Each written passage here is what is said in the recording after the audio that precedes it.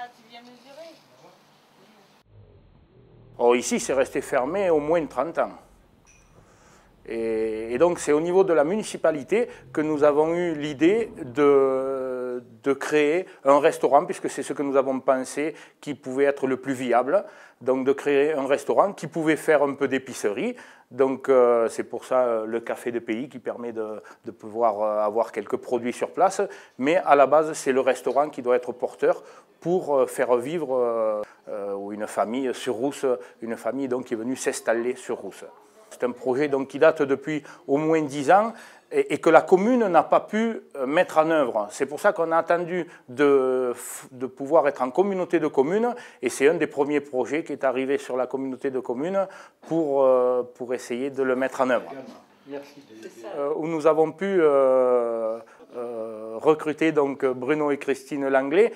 Et aujourd'hui, la preuve est faite que nous ne nous sommes pas trompés et nous sommes vraiment ravis de les avoir choisis comme gérants. C'est une collectivité locale, donc elle, son but, c'est pas de faire de l'argent. Son but, c'était de créer un projet, de le développer, de trouver les bonnes personnes en face, et puis c'est tout. Donc il n'y avait pas de... En tout cas, pour nous, c'était quelque chose de sérieux. Quelque chose de sérieux, et on sentait que il y avait une vraie volonté d'aller de l'avant. Et c'est aussi la volonté qu'on a. Donc enfin, on se disait, on va pouvoir travailler dans le même sens. On a eu le sentiment vraiment que c'était un projet de la commune, un projet de la communauté de communes aussi, mais il y avait aussi l'idée que dans le village, c'était acquis, il y a des gens nouveaux qui arrivent, on les accueille. Le temps d'aménager, on a toujours des petits soucis pratiques, matériels, donc il y a eu des propositions un peu partout dans le village pour nous aider sur des choses toutes bêtes, toutes simples, sur des problèmes de courant, des problèmes de machines à laver, etc. Enfin, je me rappelle qu'on a eu vraiment un coup de main de beaucoup de gens, donc ça c'est important aussi. Hein. Il y a quand même beaucoup d'argent en jeu et il faut que les gérants puissent se sentir intégrés dans la commune, bien sûr, avec la population, mais aussi dans les locaux, que ces locaux soient fonctionnels et en quelque part c'est un peu leur outil de travail et donc aujourd'hui il faut que ça leur corresponde bien. On a eu, comme toutes les affaires qui démarrent ici au fin fond des Cévennes, dans un village de 102, 103 habitants je crois, ou 104, je ne sais plus. Donc ça n'a pas été simple, hein. Il a fallu convaincre beaucoup de monde, il a fallu faire son trou, sa place, convaincre qu'on était des gens sérieux, qu'on voulait rester, qu'on n'était pas juste là de manière un peu opportune et puis qu'au bout de 2 ans, 3 ans, on allait repartir, quoi. Et bon, en 9 ans, on a réussi à faire, je pense qu'on a réussi à faire notre trou. Oui. On a des clients qui sont devenus des amis, des relations amicales, on a des relations fortes avec les moniteurs du canyon, ça c'est important pour nous. C'est une très très grosse activité en saison. Je pense qu'ils seront présents justement lorsqu'on fêtera certains d'entre eux seront présents le soir des 10 ans parce qu'ils seront disponibles. Et puis après il y a des familles, il y a des gens qu'on revoit, je pense au chalet par exemple aussi, on a les chalets que depuis 7 ans, mais on a des gens qui ont apprécié le calme, la vue, le service qu'on propose j'imagine, hein, l'accueil.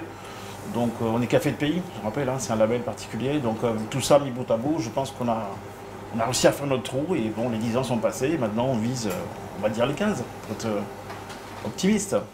Hors saison, on organise des soirées à caractère culturel ou simplement sur un thème culinaire. Et on a aussi, grâce à l'habitude et le temps passant, on a réussi à se faire un noyau de gens qui nous suivent sur ces soirées. Et donc ça c'est plutôt quelque chose de positif et qui nous donne envie de continuer parce qu'on le fait aussi pour faire plaisir aux clients. Donc on est capable de faire une soirée conte par exemple au mois de janvier ou février. À l'automne on a une soirée corse là, par exemple qui est prévue fin octobre. Et puis évidemment il y a la soirée des 10 ans qui approche, hein, c'est dans quelques jours là. Et donc là il y a une grosse animation, je ne sais pas s'il faut en parler maintenant. La soirée des 10 ans, donc soirée des 10 ans c'est... Si vous venez, donc c'est un apéritif, c'est offert, c'est gratuit, c'est à tout le monde. On offre un apéritif le midi qui sera, j'espère, dehors.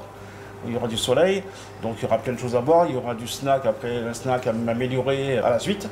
Et puis après, dans l'après-midi, il y aura de la musique. Et puis le soir, on a donc 2 spectacles. Un spectacle en occitan avec l'ancien responsable de la pédagogie occitane sur le département, qui habite maintenant à Montpellier, mais qui a une maison tout près d'ici. Et après le repas, on a un spectacle avec un groupe qui s'appelle Tutti Quanti, avec notamment Marc Lemonnier, Lemonnier, que les gens connaissent beaucoup ici, Marc Lemonnier qui habite dans un village à côté, et Sandro Cazou qui habite également en Lozère, mais qui est sarde d'origine et qui pratique une musique italienne très endiablée. Donc voilà, et au milieu il y a un repas. Voilà. Donc ça c'est la journée complète. C'est une grosse journée pour nous, hein, parce qu'entre l'apéritif et les 2 spectacles, ça fait une très très grosse journée, mais on espère que vous viendrez au moins à l'apéritif.